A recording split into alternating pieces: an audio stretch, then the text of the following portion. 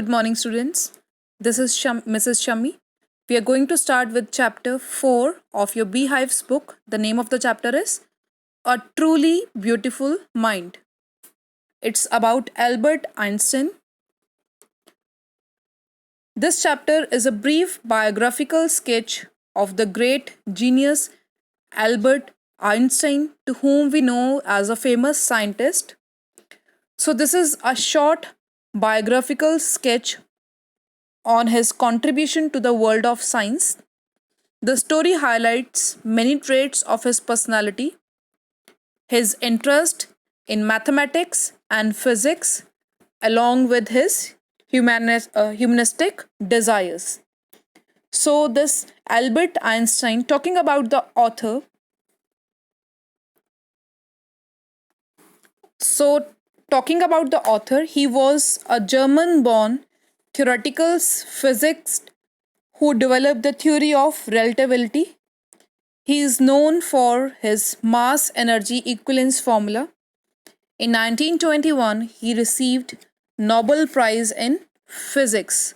So this is a very interesting chapter in which we come to know about his life and why this chapter is titled as A Truly Beautiful Mind, because in this chapter both intelligence of Albert Einstein and his humanistic tendencies are discussed. So, as a genius, he made immense contribution to the world of science. As a human being, he preached for peace and democracy. So, his mind was really beautiful as it has new ideas, and moreover, he has a human concerns.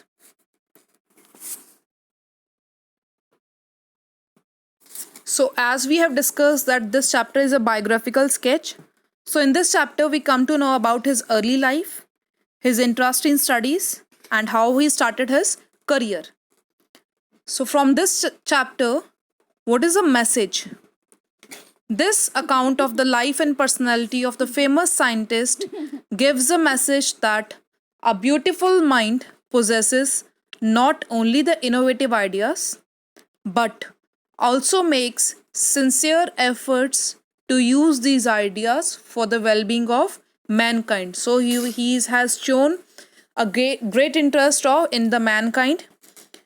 So we can say science should be solely devoted to the promotion of the world peace and prosperity. So he did certain works for the promotion of world peace and prosperity. So the scientific inventions and discoveries also were brought to him on the earth. So let us continue this chapter talking about the introduction. Who do you think of when you hear the word genius? Who is a genius? What qualities do you think a genius has? So, can you imagine a person who is a genius, you can say? Are they ingenious born like this, or they possess certain qualities after facing the real life situations, we can say? So yes, no person can be born genius. This is just the use of innovative ideas, the showing creativity about the humanity, mankind, and the different inventions, that a person can be called genius. So we shall now read about a young German civil servant who took the world by storm about 100 years ago. In the summer of 1905, the 26-year-old published in quick succession 4 groundbreaking papers about light, the motion of particles, the electrodynamic of moving bodies and energies. So these are the some of his works, you can say, that is about the light, the motion, and the electrodynamics of moving bodies and energies. So his work took up only a few pages in the scientific journals, but changed forever our understanding of space, time, and the entire cosmos. Cosmos means the world. So from you already know, as you're reading science, various inventions done by him. Atomic formula for mass is also being derived by him, and he transformed the name Einstein into the synonym for genius. So why is the word Einstein is just added to his name. It is a synonym for the word genius. So 50 years after his death, Albert Einstein's genius still reigns, that is, it is still remembered. Clear? So now we will start with the chapter. Today we will read out first two paragraphs. In the first paragraph, Albert Einstein was born on 14 March 1879 in the German city of Ulm without any indication that he was destined for greatness. So during his birth, after his birth, there was no sign of greatness when he was born. On the contrary, his mother thought Albert was a freak. To her, his head seemed much too large. So her mother, she assumed that he was a freak. Freak means he was unusual. He was not similar to the other children of his age. Why so? Because his head, it was much larger. At the age of 2.5, Einstein still wasn't talking. When he finally did learn to speak, he uttered everything twice.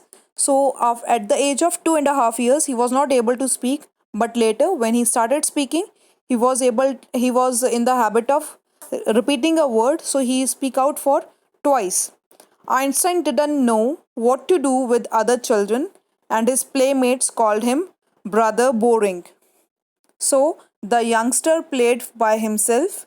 So when we talk about his friends, he was hardly having any friend because his playmates, they called him Brother Boring. He especially loved mechanical toys. Looking at his newborn sister, Maja, he is said to have said, "Fine, but where are her wheels?" So he was mostly interested in playing the mechanical toys when he was very young, and when he was blessed with a newborn sister, he was just looking for the wheels. He said that where are her wheels? A headmaster once told his father that what Einstein chose as a profession wouldn't matter because he will never make a success at anything. So he was not a meritorious student. He was not able to achieve the success, and his professor, his teachers, they used to say that he won't be making any success at anything. Einstein began learning to play the violin at the age of 6 because his mother wanted him to. He later became a gifted amateur violinist, maintaining this skill throughout his life. So he learned to play violin at the age of 6, and which this was a skill which he attained at that age, and this skill he attained throughout his life. But Albert Einstein was not a bad pupil. He went to high school in Munich, where Einstein's family had moved when he was 15 months old, and scored good marks in almost every subject. So we can't say he was a bad child.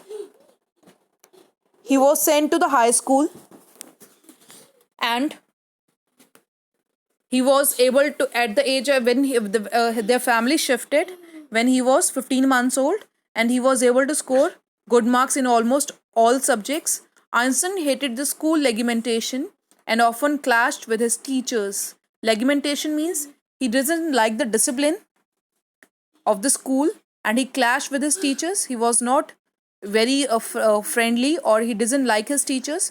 At the age of 15, Einstein felt so stifled that he left the school for good. Stifled means, so as he doesn't like his teacher, so he felt suffocated in the school, so he left the school. The previous year, Albert's parents had moved to Milan, and they left their son with relatives. So the time Albert had left the school, he was living with his relatives, as his parents have to move to some other place, and he was left to relatives. After a prolonged discussion, Einstein got his wish to continue his education in German speaking. So he was arguing that I won't be continuing my education, but later he agreed to continue in the German speaking from Switzerland, in a city which was more liberal than Munich. So Munich, he was feeling that it was more disciplined.